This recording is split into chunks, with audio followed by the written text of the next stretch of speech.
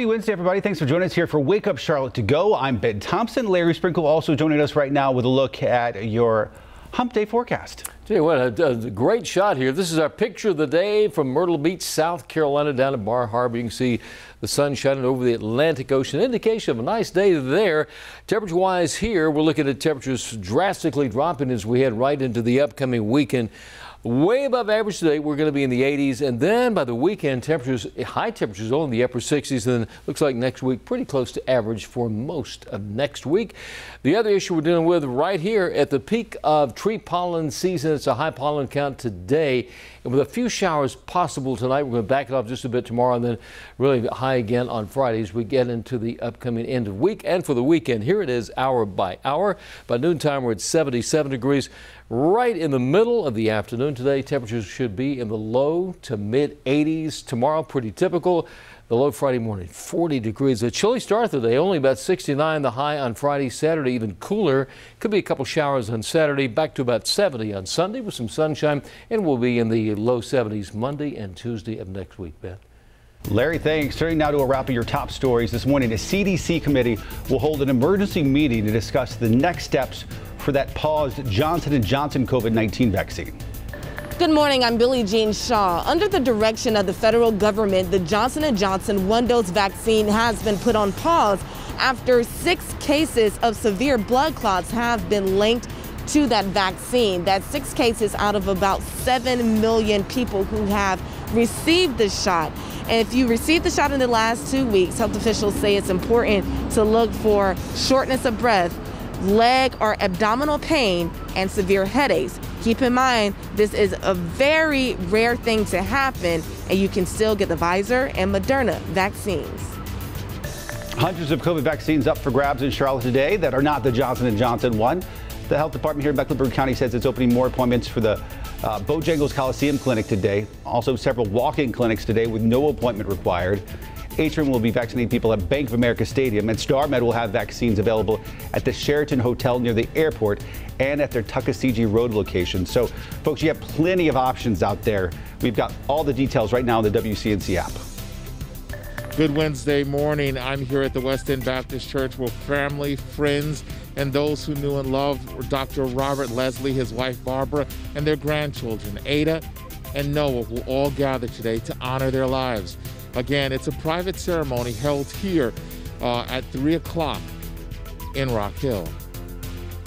CMS says it will hold in-person graduations this year. The school board decided each graduate will be allowed 2 guests, and the ceremonies will be streamed live so others can watch at home. Another big announcement from CMS, Bexar Academic Center getting a new name. Rachel Lumberg joins us now. And Rachel, this decision getting a lot of praise from a lot of different folks.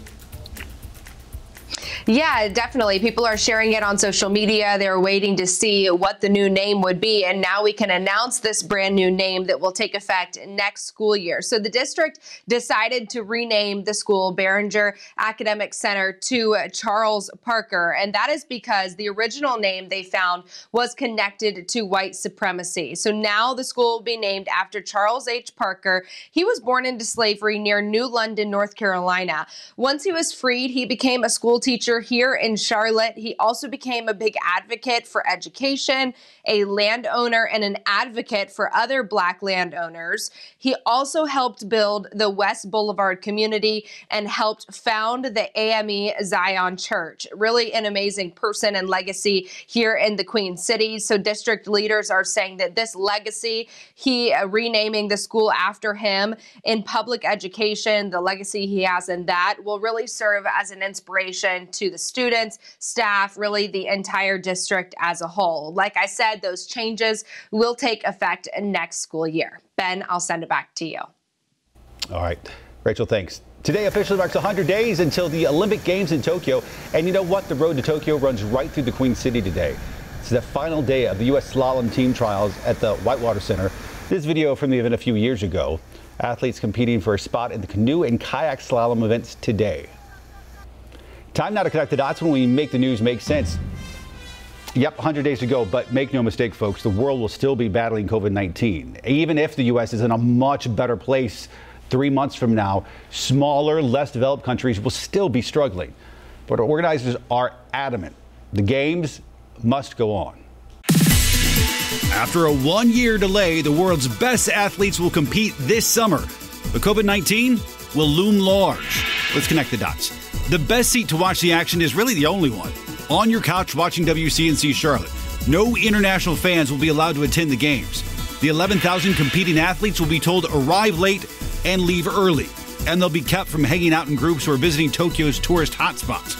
As for the games, the new sports are karate, surfing, and something called sport climbing, where athletes race up various types of walls. Expect to see some familiar faces. Simone Biles, Katie Ledecky, Ryan Lochte are expected to return, but you won't see Olympic superstars Usain Bolt or Michael Phelps. Both men are now retired. Opening ceremony set for Friday, July 23rd. They'll air live at 7 a.m. right after Wake Up Charlotte.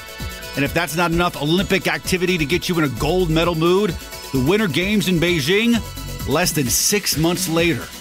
And that is connecting the dots. Sport climbing, look for it. New this year, going to be big. Make sure you watch us every single weekday morning, starting at 4:30 a.m. on Wake Up Charlotte.